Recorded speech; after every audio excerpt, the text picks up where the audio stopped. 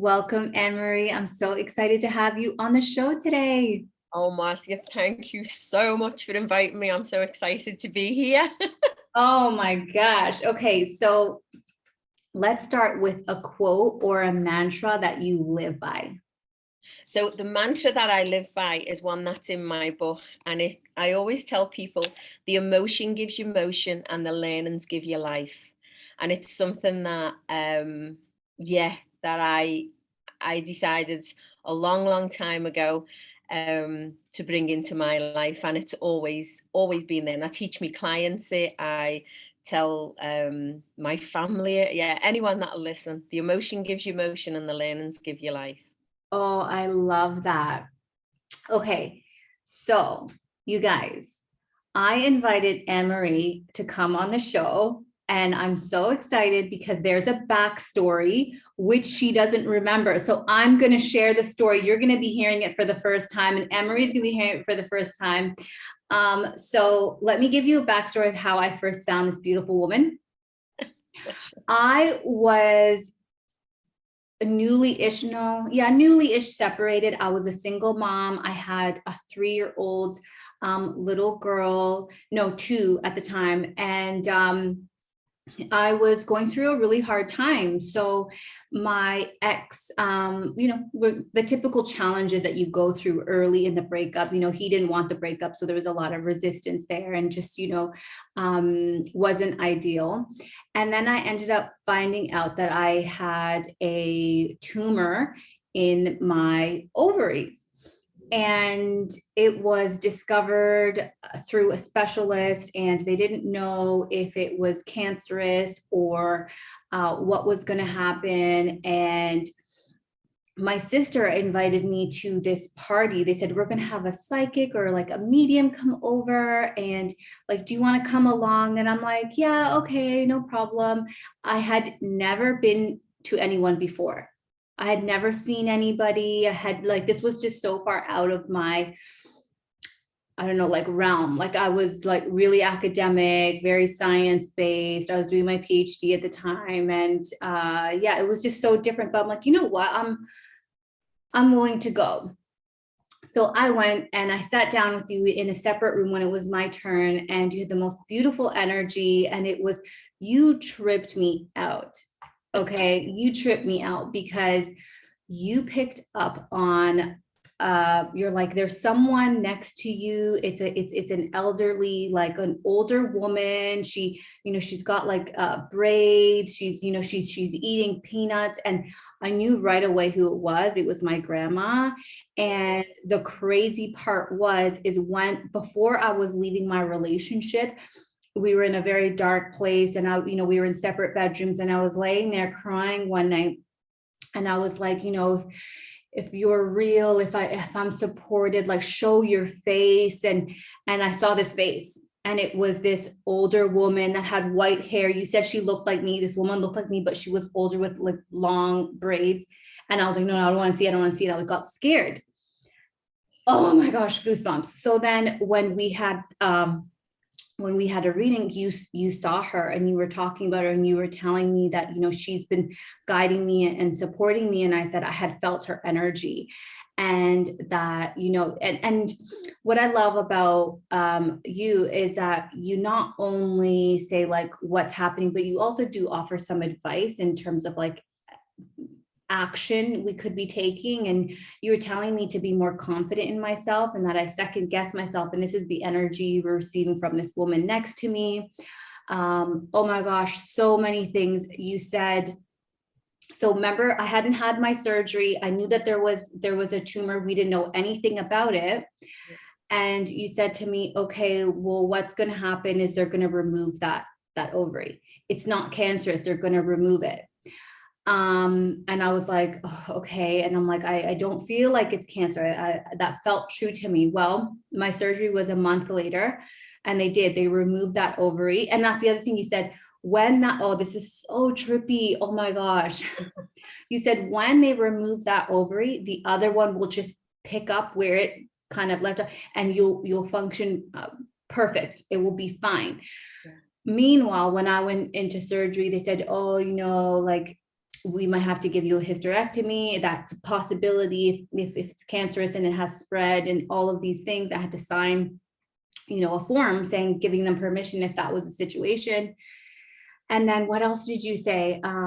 You said you saw another baby coming through, a boy. And I was like, well, I don't think so, because I'm single. I've just got out of a relationship. I didn't even want to have a first child, let alone a second child. And everybody listening knows that I have a second baby, and his name is Luca. So you got your boy. I'm gonna cry. I'm honestly gonna cry. It's so surreal. Telling the story. Oh wow! Now, so many years later, it's so surreal, and you're gonna make me cry. Oh my gosh! Well, it was so amazing, because with Aaliyah, my first child, I apparently had the worst hormones of a postmenopausal woman. It was going to be so hard for me to get pregnant. I got pregnant with her without trying.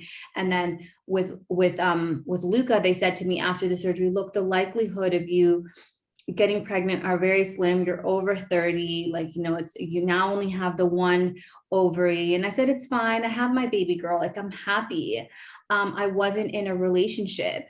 And then 2019 comes along, and end of 2018. So my surgery was February of 2018. By the end of 2018, I had met Dan, my now fiance.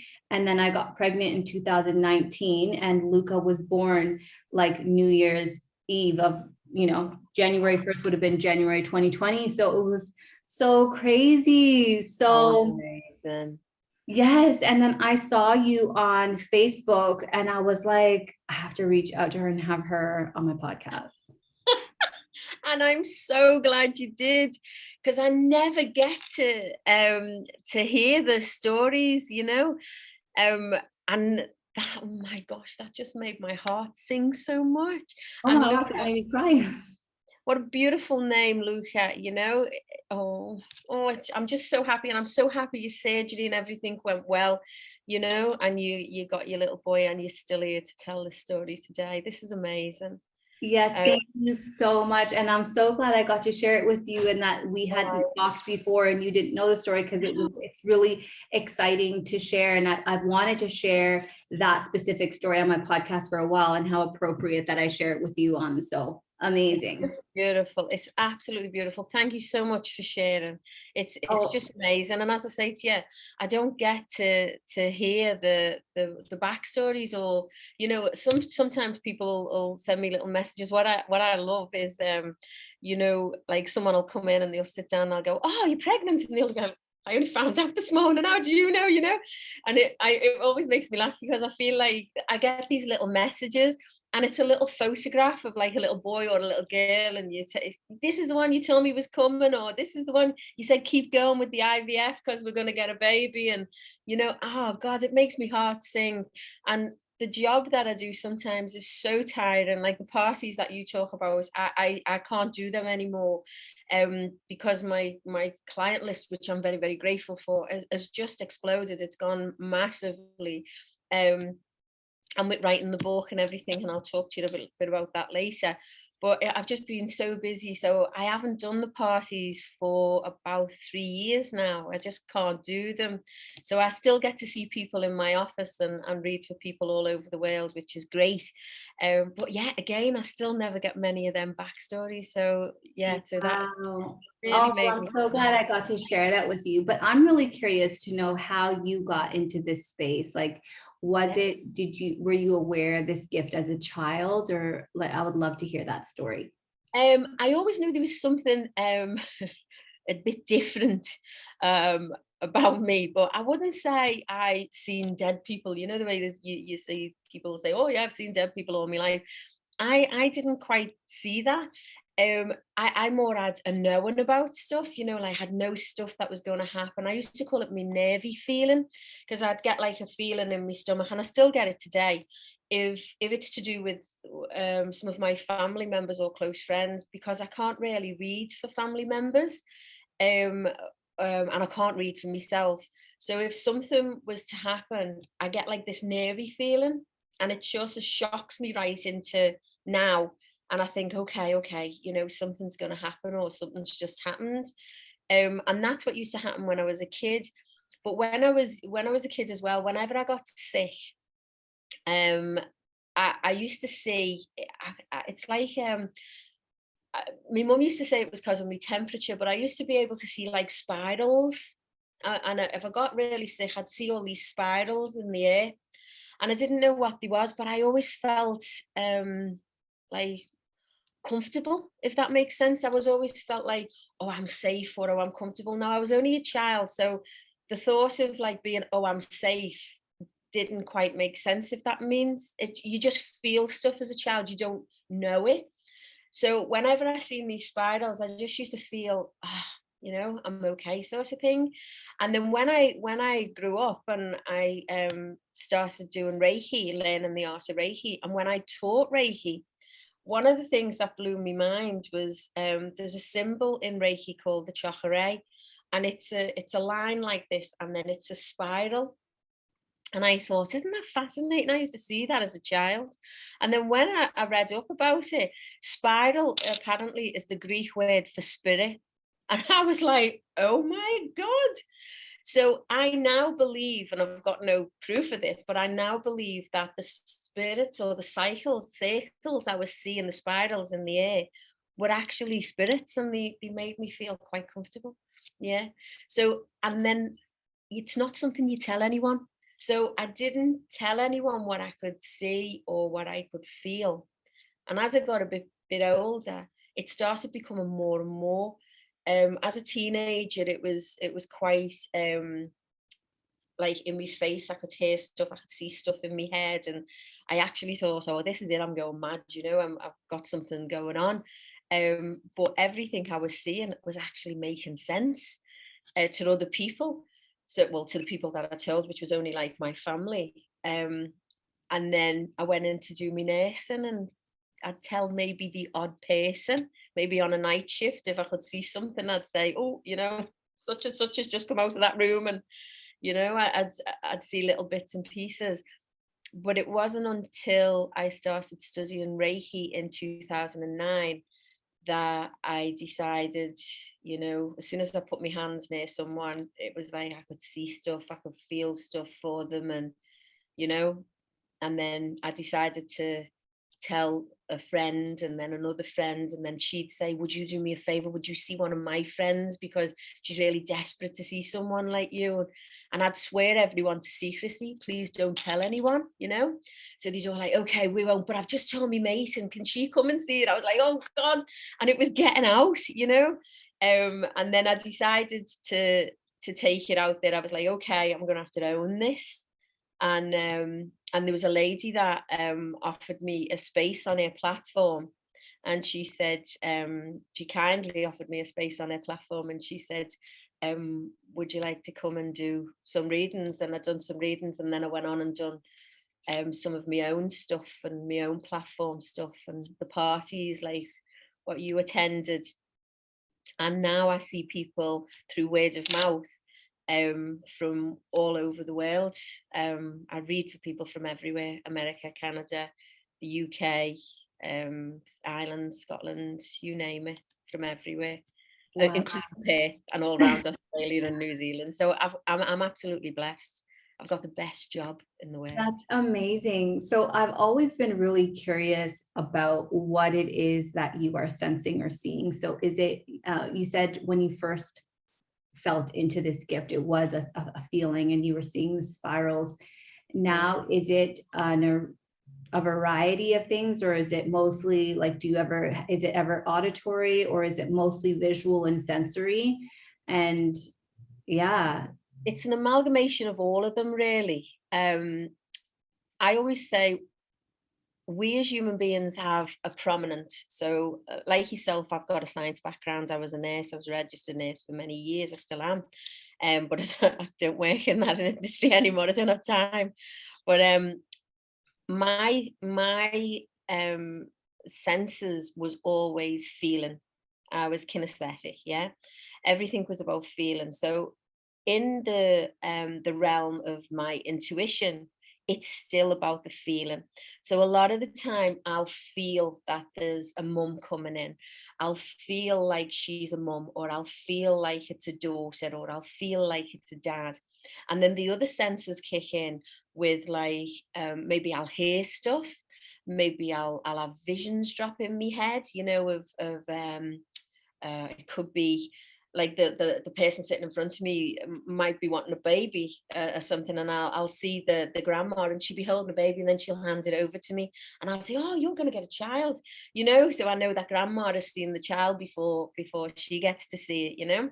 So it's quite exciting to do stuff like that. So I would say it's an accumulation of all the senses, really. Yeah, so it's quite good. It's quite interesting. Wow, that is so amazing. And do you feel like people are just born with this gift, or is it something that you can build and tap into more?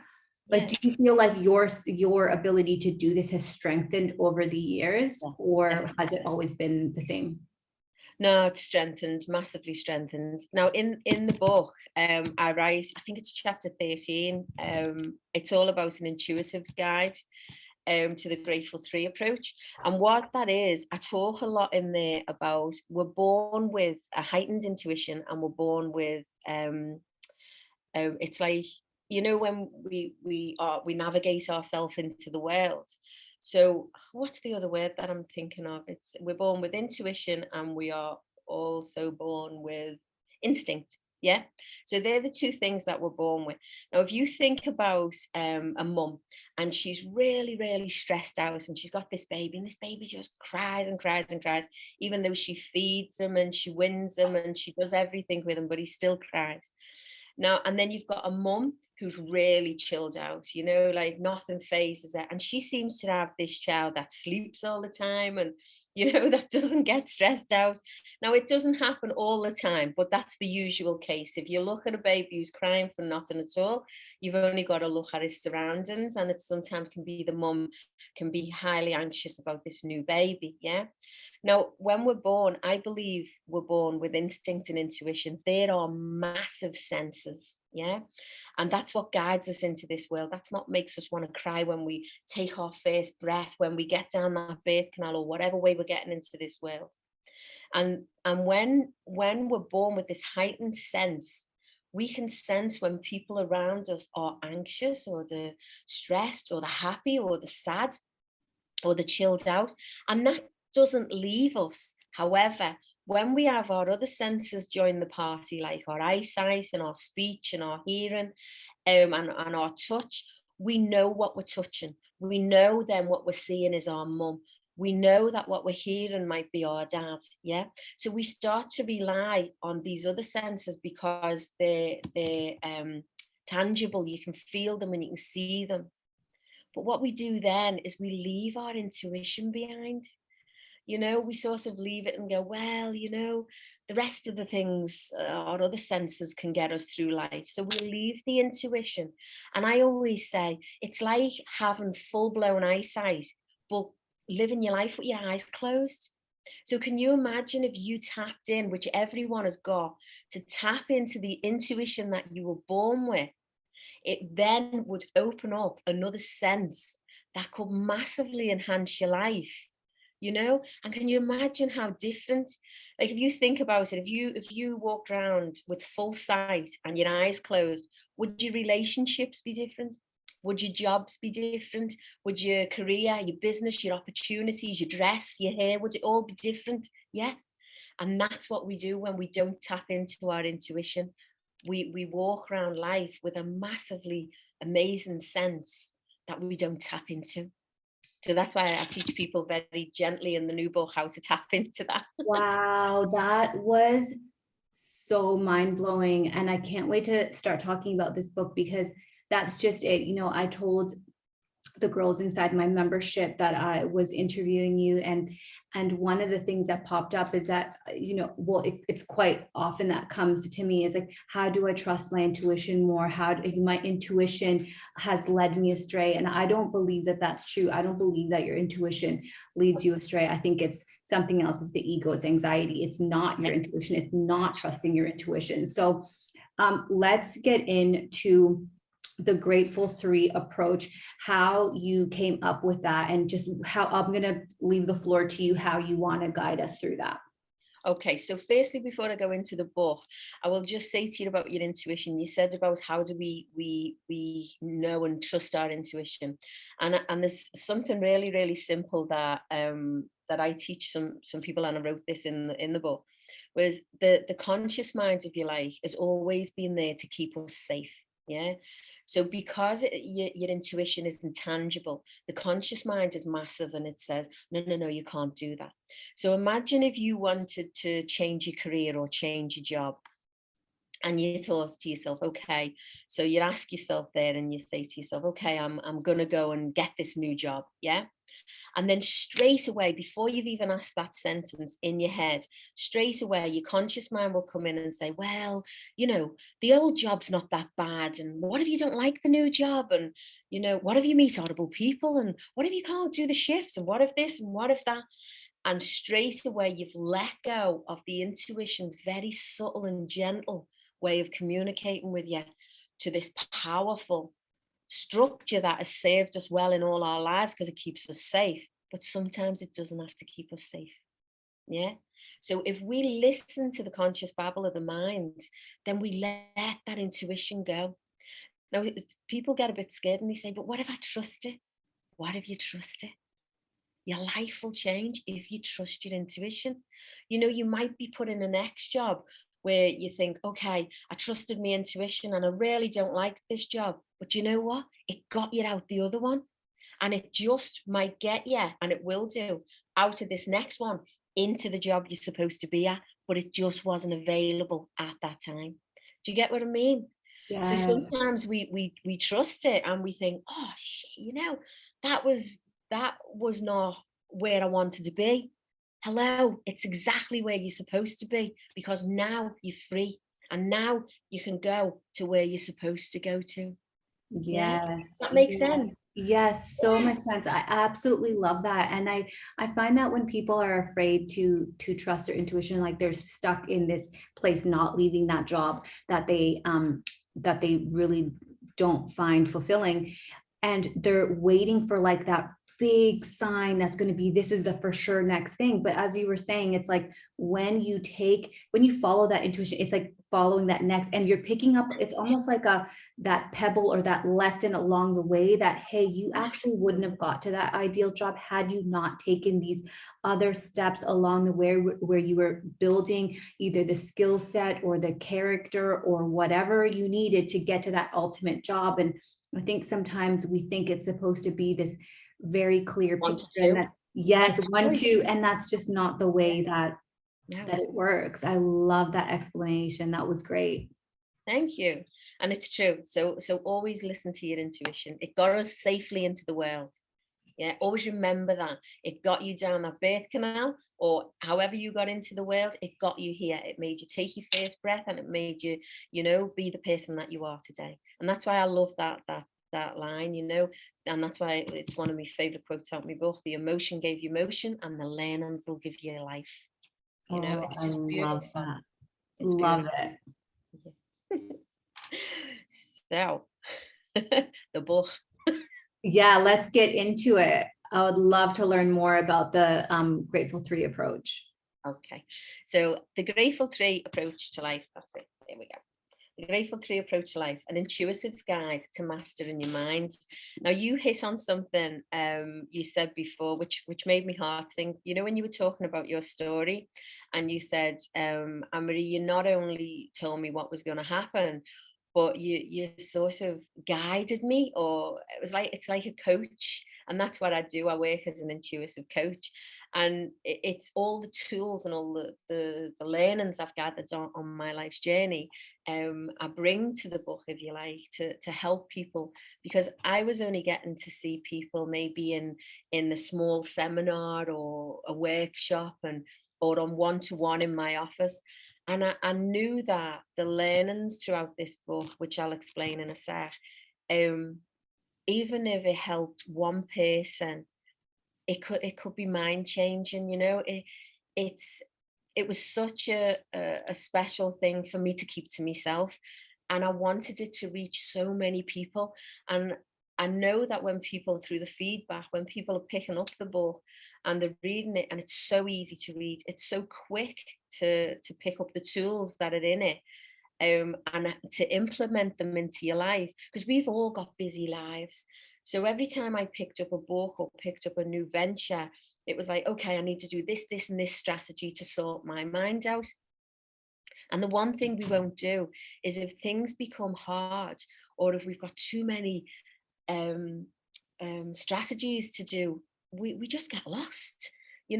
So I was like, I'm a simple person, really simple, quick, and a little bit scientific as well. So I wanted to know how the mind worked and how it could work in my language. So I discovered something called the RAS system. Now, this is all in chapter 1, and this can change your life totally. So the RAS system is a group of neurons in the brain, and they act as the gatekeepers, if you like. We have like 60,000 thoughts come into our brain every day. So how do we know which ones to keep and store as data, which make us who we are? So this group of neurons called the RAS system, these gatekeepers, they pick the things that the thoughts that are attached to an emotion, and they store it as data. So I studied all this, and I thought to myself, okay, that sounds really interesting. And then one thing that stuck in my head was, when you're going to buy a new car and you think, oh God, I want a red Range Rover, yeah? And then you go out into the street, and next one, there's red Range Rovers everywhere, and you're like, were they there yesterday? Of course they were there yesterday. But what you've done is your little RAS system has been activated and thought, oh my God, that's a great thought, red Range Rover. And it comes with an excited emotion. So we're going to keep hold of that. And then your senses, your ears, your nose, your mouth, your eyes, will see what your RAS determines as important. Okay.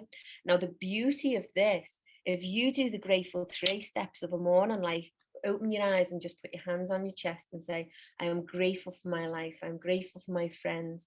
I'm grateful for my breath. Whatever it is, just 3 things. The RAS system kicks in and goes, oh, we need to find things to be grateful for. So you go out into the world that day and you will see so much more to be grateful for. Now, here comes the bad news, because the RAS system doesn't have a right or a wrong. So if you walk through life going, oh, I hate this, and oh, I hate that, and this is shite, and that's no good, you're going to see so much more of all that horrible stuff throughout your life. So the first chapter teaches you how to flip the RAS system on for success. And then the book follows. Yeah. And it's so simple and so easy. I love that. Yes, it's so true. And I think we all know someone who, starts their day off looking at all the negatives, and they just, even when something really great is in their face, they can still always find the negative. So it's really telling your brain what to focus on. Love that. That's right. And the book, as I go through the book, I do it in a story, teach, tool method. So I take you through my life's journey, and it hasn't always been easy.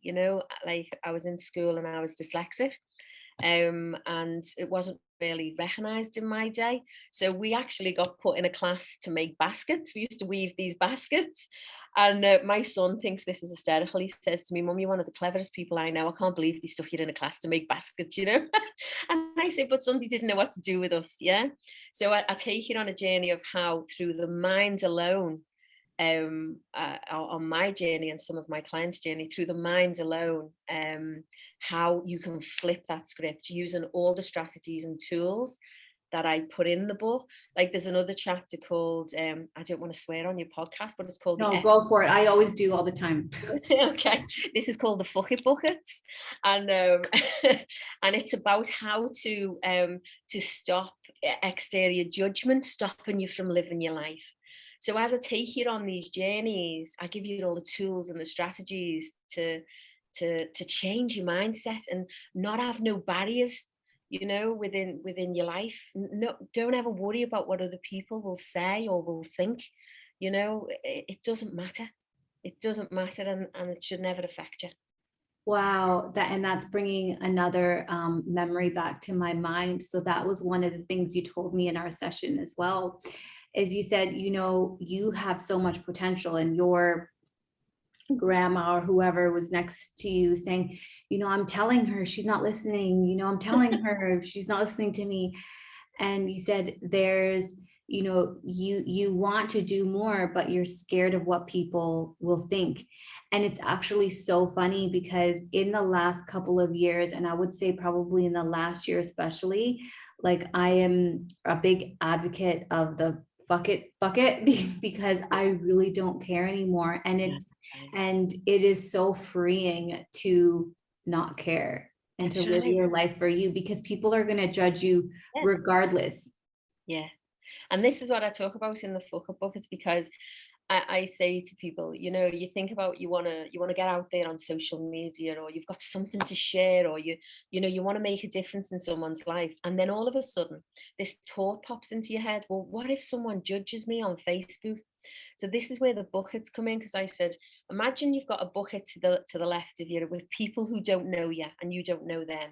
And then you've got a bucket to the right of you with people who don't like you and you don't like them, because there is going to be people who just don't like you because you're you. I don't know, maybe you got a Scouse accent or something. They'll just won't, you know what I mean? They just won't like you for whatever reason. And then you've got a small bucket in the front with all the people who love you. And very quickly, because I know we're conscious of your time, I'll very quickly tell you this so that your listeners can pick this up straight away. And this is what changed my life, because I was always worried about what other people would say or would think or would do. Coming out of the closet saying you can see dead people, you know, you're putting yourself up for a lot of bullets there, you know. And I was a clinical nurse specialist and had a great job, so I could have stayed in that zone, you know. Anyway, so imagine you're going to put something out there and it's going to change your life. It's going to change your family's life. It's going to give you the opportunity to grow your business or to go into a career that you've always wanted to go into, but you're terrified what someone might say. So let's look at it. If you decide to step up and show up as you and honestly feel the way we do now, then that is liberating, and you will deliver your best, always your best. Yeah. But say you let someone step inside here, either the person who doesn't know you, person who doesn't like you, or even someone that loves you. Okay, so let's work this out.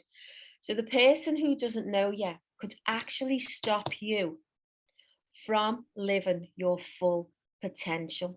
You don't know this person and they don't know you. Yeah. So put them in that bucket. Okay. Doesn't matter what they say, you're going to actually give them the power to overrule your life, and you don't know them. You know, it's mind blowing, isn't it? But that's what we do. And think of the people who don't like you and you're not that keen on them, because there's people that we don't like. Yeah. So think of that bucket. You're going to actually let them stop you from achieving your dreams. Really? You know, my son wants to go to university, and you know, maybe one day I'll be able to pay for him to go to university. No, you're not, because you're going to let someone who you don't know, or someone who you don't like, or they don't like you, stop you. Wow. Yeah. But then we get to the front bucket, and the front bucket is full of the people who love us and care about us, whose advice we would take. However, I believe the only person's advice we should take is our own. Okay, because in this front bucket, you will get people who turn around and go, oh, I don't think you should do that. Because of their love for you, they think you might fail, and they're so protective of you, they don't want you to fail. Or they might say to you, oh no, I don't think that's a good idea, because of their limiting beliefs, because they wouldn't have ever been able to be successful at that. Do you get what I mean? So when you get to, I think it's chapter 7, I'm not sure, the chapters are all over the place in my head. But when you see the buckets, you will realize that you shouldn't let anyone stop you. Yeah. And you go forward, because the only person you should listen to is you. And just before I finish on that chapter, the most successful people in this world fail many times. And the most unsuccessful people fail once or never. Oh, Yeah. I love that. There's a couple things I wanted to pick up on that, just the activity of the like creating buckets. And it's like, it sounds like simple, but what I love about it is that when you envision these buckets and you're like, okay, these people don't know me. Why am I giving them power over me? These people, I don't even like them. Why am I giving?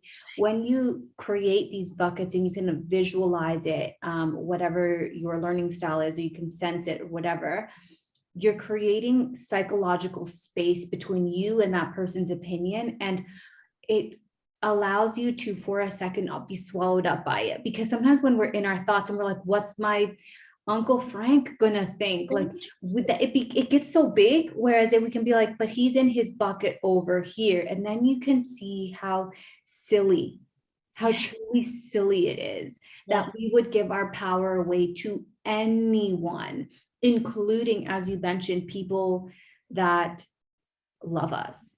That's it. That's it. And that's the thing that people say, well, shouldn't I listen to the front bucket? And I say, no, because that can actually stop you as well. The only person you should listen to is you, you know? And if you honestly come back in for your zone of like having your buckets and giving the power back to these people, give your own power. I don't want none of this. Then it changes, because you think, okay, I can do this. I'm going to step up. Mm. And you'll find, the funny thing that I found was, I was waiting for waiting for all this explosion to go off, and and the one thing that made me laugh is, actually no one gives a shit. They're all too busy and surrounded with their own stuff. So I was like, oh, actually I wasn't that important after all. I think that's the craziest thing, is that we think people are judging us, or we think people are thinking about us so much more than they actually are. Oh yeah, no, Like, I people would have not. their own problems. They're not thinking about us as much as we like to think that they are. That's right. That's right. And it's quite liberating when you discover that. It's amazing. It's absolutely amazing.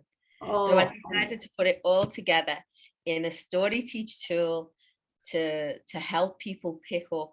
Even if you went through one chapter in the book, because there's loads of stuff in there. There's like how to get rid of anxiety, how to change the words that you say every day. There's something in there called Stop Twerking Tequila, which is quite funny. So if you if you want to learn about how tequila is quite good, read the book. but that stops the pattern. You talked about, you go on one in your head about how Uncle Frank's gonna, and he's gonna be all judgmental and he's gonna do this and he's do that. The Stop Twerking Tequila teaches you how to break the pattern in the mind. So that's a really good tool as well. It's got a funny I story. I love that. So I'm super excited about the book, and what I'm really loving about what you're sharing is that they seem to be things that are really going to be easy to implement, and things that will do like pattern interrupts and really just get us to take a step back and create psychological distance between ourselves and our problems or perceived problems. And I think that's sometimes that's all we need, is to create a little bit of space and you Yes. get clarity, because it's so easy to get caught up and follow this momentum, as you were talking about, like in the morning, starting with things that you're grateful for. I mean, there's a reason that high performers and people that are really successful say that they do gratitudes first thing in the morning, because they understand that just that creates momentum in your day. Yeah. So I Changes your life. absolutely love that. Yeah, it does. It changes your life. It's a game changer. You don't realize that by doing that one simple strategy can change everything, and the science behind it was like, because I knew how it changed my life, But then finding out the science behind it was like, wow, this is great. And it's quick and it's simple, you know? Mhm. It's amazing. Just for your listeners as well, there's just one little simple thing that I would say as well. When people say, oh, I have anxiety, well, I used to walk around saying, oh, I have a phobia or I have anxiety. And I used to say it all the time. And as soon as I said the word anxiety, I would be holding myself to this. Oh, I have anxiety. Oh, okay, right. I've fitted into my zone. Yeah. My anxiety zone. Yeah. And we actually at that time don't have anxiety. We're in a space of calmness. But when you're talking to someone, you say, oh, yeah, I have anxiety. And it straight away puts you back into that headspace. So I decided with my clients, my coaching clients that I see, I decided to say, okay, this is the twilight zone. When you're in my room, or when you go outside this room, you never use the word anxiety. You say, I have thoughts. So when people talk about, I have anxiety, I have anxiety about getting in a car, my clients will say to you, I have thoughts about getting in a car. So it breaks that pattern straight away. And then you start saying, okay, so what thoughts do you have? Well, I don't really like it. Okay, now we're getting choice. You don't really like it. So there's a way that we can try and fix this. Do you get what I mean? So straight away, by just changing that one word from anxiety to thoughts, changes the pattern, starts to loosen the grip we have. Yeah. And then we work on that. That's huge. I'm Man, going to use that. That's going to be my takeaway from today because like I often talk about the power of language and how every word has like an energetic weight to it. And it's like, what frequency do you want to, be coming out of your mouth? And I love that because anxiety is just thoughts, often exaggerated thoughts about a situation. That connected to was the feeling. amazing. The feeling in your tummy, the feeling that we have in the tummy of excitement and the feeling that we have in our tummy as nervousness are both chemically the same. It just depends what thought, the RAS system, what thought we've grabbed and we've put and stored as data. Yeah. And that becomes your anxiety around cars. That becomes my phobia as it was around flying, And when I learned that this was the same, then I could change it. I used to go, it's so funny. I used to go around and go, I'm so excited about getting on a plane. I'm so excited. And my conscious mind would be going, no, you're not. You're absolutely terrified. And I was going, I'm not. I'm so excited. I'm so excited. Until I got absolutely so excited about getting on a plane. I sat for 3.5 hours on a flight to Bali going, I'm so excited about being here. I'm so excited about being here. Wow. Oh my God, yeah. That's honestly life-changing. I don't think I like well, maybe I don't want to assume, but for anyone listening, please don't let that just like, fly over your mind right now. Like really take that in and think about like what words are you using that stimulate that, whatever type of energy, anxious feeling energy or whatever, and see if you can trade it for something else. And maybe just saying, I have thoughts around it. I think that's really going to be transformational. Something so Massive. simple that we can do can be so transformational. Like I know for me, that's going to be something that I'm going to be taking starting today, is Good. replacing words that are very disempowering and feel heavy. Yeah, that's right. And That's using right. words that I have thoughts around this. And then you get to be curious about it, because what are those thoughts? Yeah, that's right. It's funny, isn't it? Because you loosen your grip, and that's what I was saying. Like I studied all this stuff. I've read so many books and stuff like that over the years to put this book together because I wanted something quick, simple, and easy. Because life is getting so busy for all of us, and I wanted something that we can bring in. Oh my God, that's so easy. I just won't say that word anymore. And it can be just life changing by just letting go of that. My husband, he's quite funny. Like he was doing a shift in work, and he was in charge this night, and he's not always in charge because he's like a deputy. And I sent him a message saying, hi babe, how's your shift going? And he said, I'm just having some thoughts. You've trained him well. Yeah. That is amazing. I love that. I And then love the it. two of us started laughing, so it breaks that pattern, you know? So it's Amazing. quite funny. Oh my gosh, Emery, you are amazing. I'm so grateful that you came on the show, and I'm so grateful that we got to reconnect and I got to share that story, because if it was someone telling me that story, that impact I had on their life, like that would just be so amazing. And you have you have a beautiful gift, and you made such an impact on my life, not only that night, but in the months to follow. And I remember sharing that with so many people. And I walked away not only feeling comforted that like my grandma or someone in my mother's side was guiding me, but I also, you also spoke life into me about believing in myself more and really going for it. And you saw goals in my future that I was going to be achieving. And, you know, I'm working towards those exact things. And so thank you so much. I'm so grateful for you. Where can everybody get the book and learn more about working with you? Okay, so if you can jump on my website, it's annemarielord.com, and send me a little message, or you can email me. But to get the book is on all the major platforms. So it's on Amazon UK, US, Australia, Canada, Europe, it's everywhere. And also it's on all the major sites like your Booktopia, your all the book sites that you can go on, it's on there. And I'm so excited because in the next 2 weeks, I've just finished yesterday recording the audibles for the book. So I'm so excited about that. So we're just doing some editing at the moment, and my friend in the studio is doing that. So I'm really excited about that. And that should be up and running within the next 2 weeks.